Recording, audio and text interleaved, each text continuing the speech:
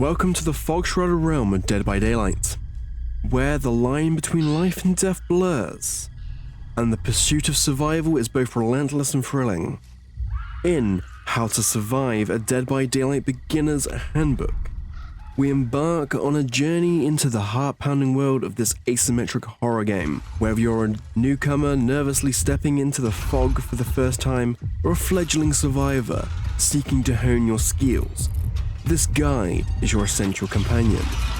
Join us as we navigate the ominous trials, unravel the mysteries of the entity, and equip you with the knowledge to outwit, outrun, and outlast the relentless killers. Are you ready to face the terror and emerge victorious? Or will you succumb to the darkness? Your survival starts here. Last time we spoke about survival in Dead by Daylight, and before that we spoke about the basics. Today we are going to speak about being altruistic, and by that I mean the ability of saving other survivors. So we're going to have a look at some of the perks to do with saving other survivors, possibly get some gameplay of those as well, but there is one perk I want to start with, and that is reassurance, if I can actually spell it right. Reassurance, which is a Rebecca Chambers perk, so if you don't own Rebecca, I could advise buying her at some point. She is part of the second Resident Evil DLC, I think, the one that came in with Wesker and Ada.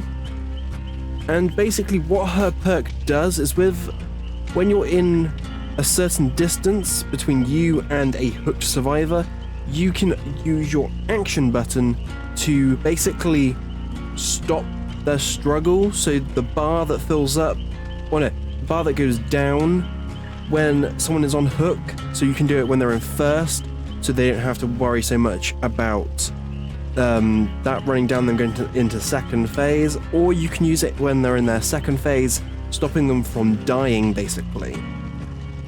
And the best way it is used is pretty much doing what it says on the tin, pretty much just running past. If you're, let's say, in chase with a killer and you want to go save someone, what you can do is run straight past them, use your action button, which puts them into reassurance for 30 seconds when you have tier 3, and within those 30 seconds you could run the killer away and your teammate come along and save them. That is basically the way that perk is used. We have also got the perk Autodidact, which personally I haven't used, but I have been told it's quite a good perk. And to read exactly what it does, with tier 3, it's an Adam Francis perk, so I can't remember which DLC he's in. I do believe he's in one of the packed DLCs now, so you have more than one DLC in that pack now, as they've recently changed that over. But it reads, you start the trial with a minus 25% penalty for skill checks to heal survivors. For every successful skill check for healing a survivor, you receive a token up to the maximum of 5 tokens. Each token grants you a plus 25% progress bonus. Great skill checks cannot be performed while using Autodidact. So basically for every skill check you do, you gain increased amounts of progress. I believe that's how it works.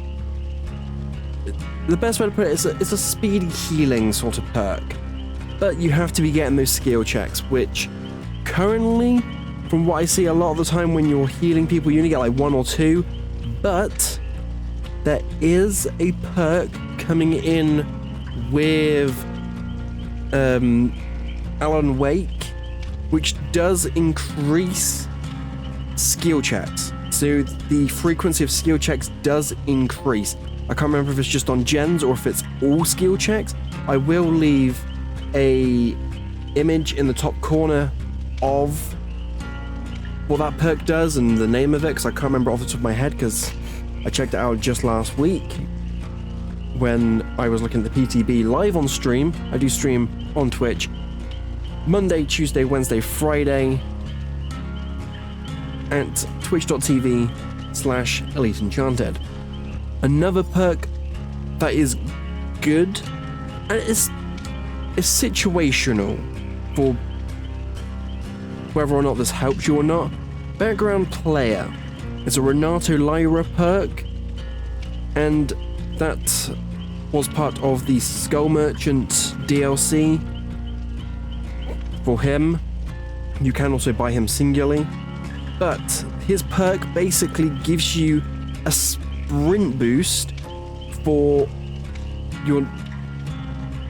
Basically gives you a sprint boost from when you start running, when the killer picks up a survivor.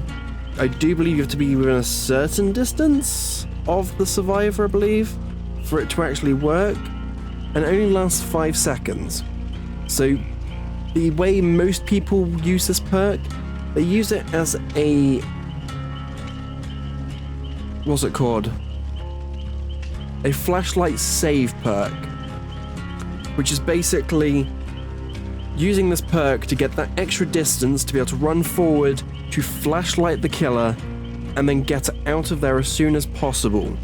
And if you manage to flashlight the killer while they are picking up the survivor in that animation, it does save the survivor.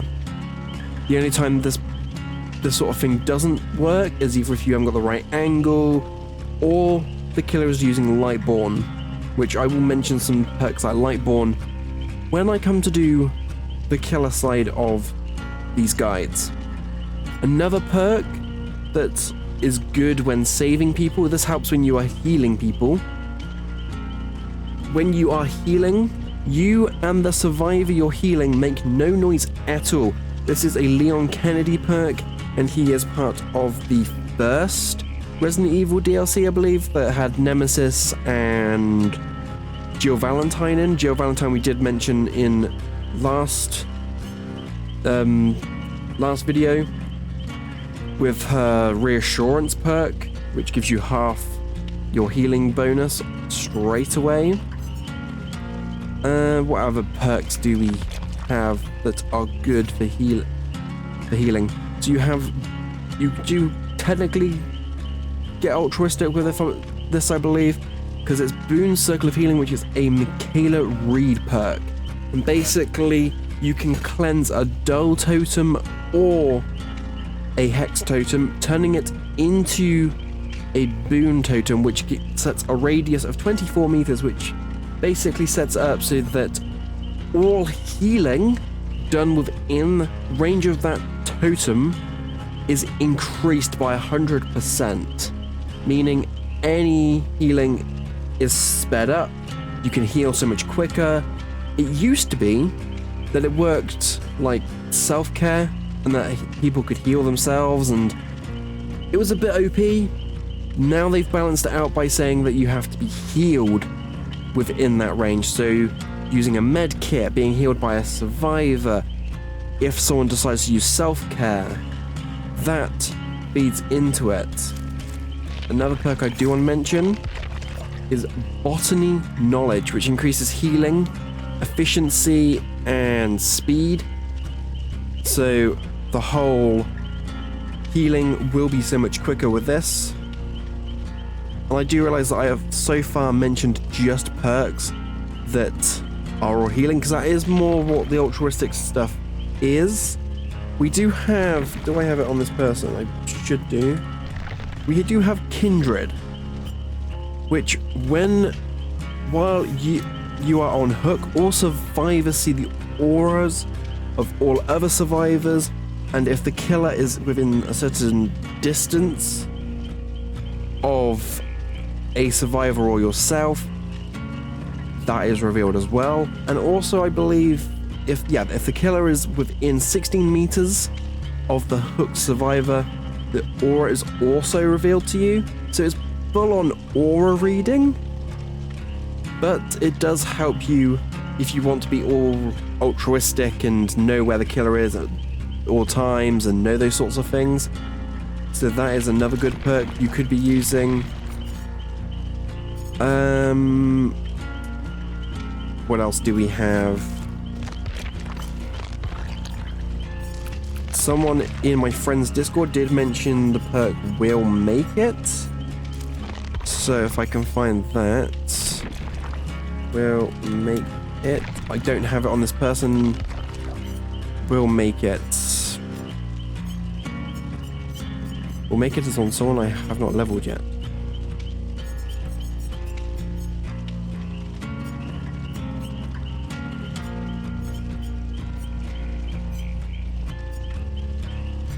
Unless they've changed the name of it recently.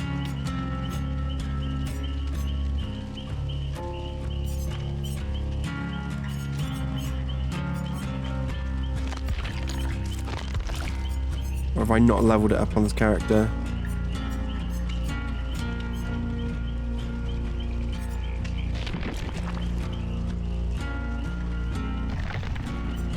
There we go, We'll Make It.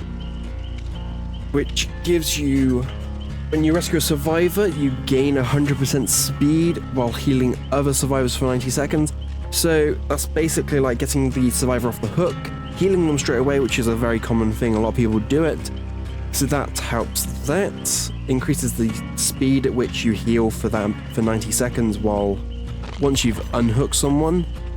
Another perk that is good for saving people and is very altruistic, I believe, is... Where is it? No One Left Behind.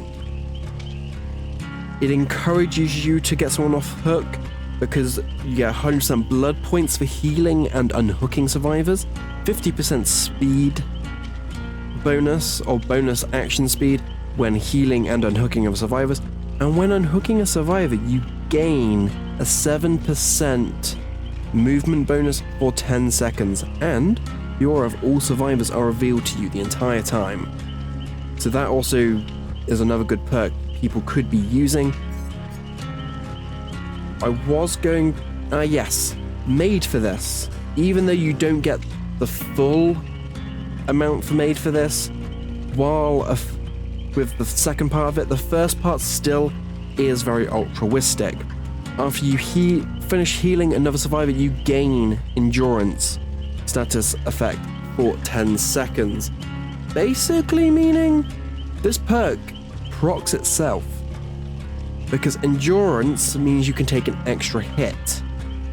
And that also basically means while you are injured, and you've just healed someone, you gain the hit that will then inflict affect deep wounds to you, giving you that 3% speed boost. Or run speed, should I say. But yes, while you heal when you've healed someone, within those 10 seconds after, you get endurance, meaning you and that other survivor can then take an extra hit for a bit of time. I do think that's all the perks I want to mention. There are probably other perks as well, which, if I've missed any perks that do help altruistic playstyles, please feel free to drop them down below, because I know I'm likely to miss quite a few of these. And if I do, feel free to drop them down below, because, as I said, I'm prone to missing certain things, and I also don't have all survivor perks unlocked on all characters. I do still have quite a few to prestige, so feel free to drop any perks that you use for an altruistic playstyle down below, and also for those survivors that don't have them unlocked, feel free to drop what they do as well. If this video has helped you in any way, feel free to drop a like down below, subscribe for more, because I am going to be pushing these out weekly. Next time I think we will cover another playstyle, we still have the stealth playstyle to go through, Gen Jockey, which I'll explain what Gen Jockey does. Probably self-explanatory quite in a way. Also perks that will help those playstyles. And then I will try to give builds for stuff like flashlight saving, for looping, and also beginner's guide to looping as well, so I'll probably have a build for looping during that video. And then we will move on to the killer side of things, but for now, thanks for watching. I'll see everyone next time. So, I do believe in that last little segment, I did miss 2 perks that I've got in this build, being Desperate Measures and Empathy. And basically what Desperate Measures does is it increases your healing and unhooking actions by 14%, meaning if there's any injured, hooked, or dying survivors, that is increased for you. So when you have a friend on hook, it automatically increases when you're unhooking them by 14%. When you're healing them after unhooking them, that's increased by 14%. If you're healing a friend while someone else is on hook, that's also increased by 14%. Anytime someone is on hook or injured, it is increased by 14%. Even if they are in a dying state, it is increased by 14%. And Empathy basically shows you any dying or injured allies within 128 meters when it's fully activated, but Empathy does not reveal auras of allies when they are directly in contact with the killer. So basically, I want to say that might be if they're in chase, I'm not 100% sure on that one, or if they have been picked up, ready to be hooked by the killer. And for this little gameplay segment, the build I am going to be using is Desperate Measures, Empathy, Iron Will, and Botany Knowledge to increase their healing capabilities. I am going to be running a flashlight with the Intense Halogen, and a battery, with a sealed envelope to get that 25% bonus to blood points.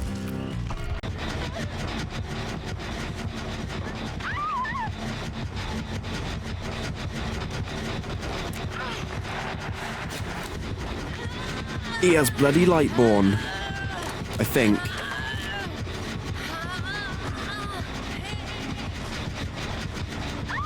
Actually no, it did still come saying he was blinded, so I'm doubting the Lightborn.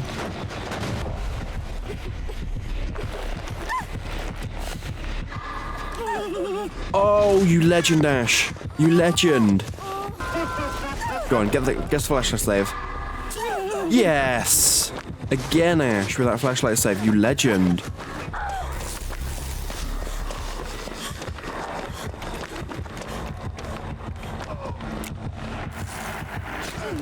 Oh, yes!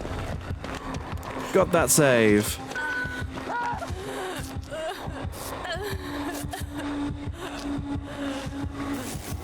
We got this. Come on. Get Michaela up. It's going back for her.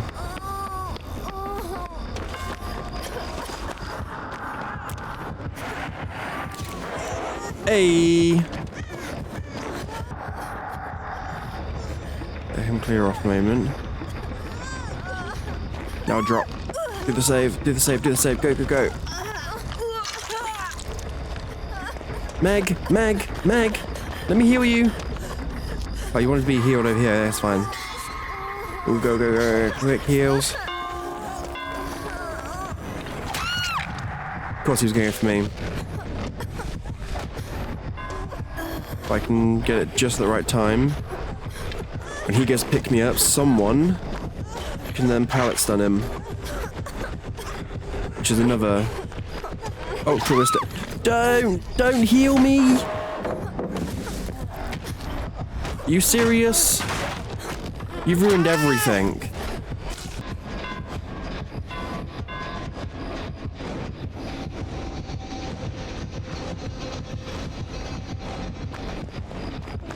I was gonna say, there was no way he knew I was behind there. Go on, Meg, this is not your day to die.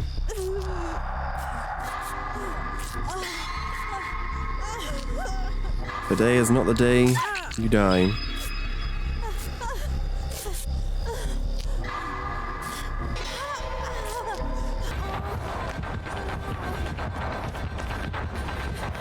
He very much wants my mag. No taking my mags.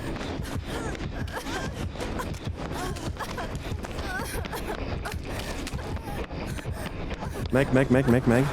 Meg here. He's going for me. Prolong the life of that Meg. She was very much...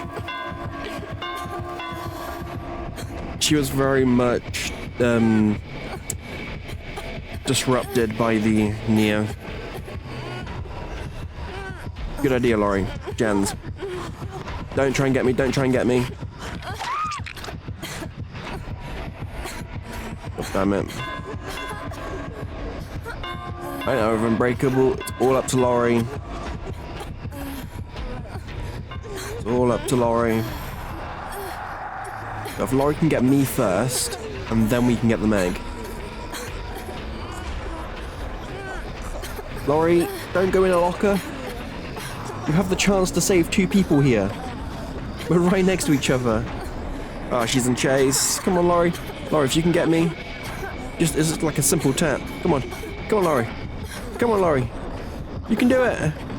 You can do it. Simple tap, simple tap, simple tap. Yes. I'll take that hit. I will take that hit if it prolongs the life of this Meg. She was let down by Nia. Nia's the reason Meg is on 2 hooks.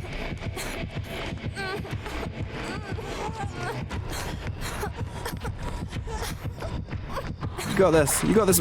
This Meg is a legend. She is not your typical Meg. Ah, I spoke too soon.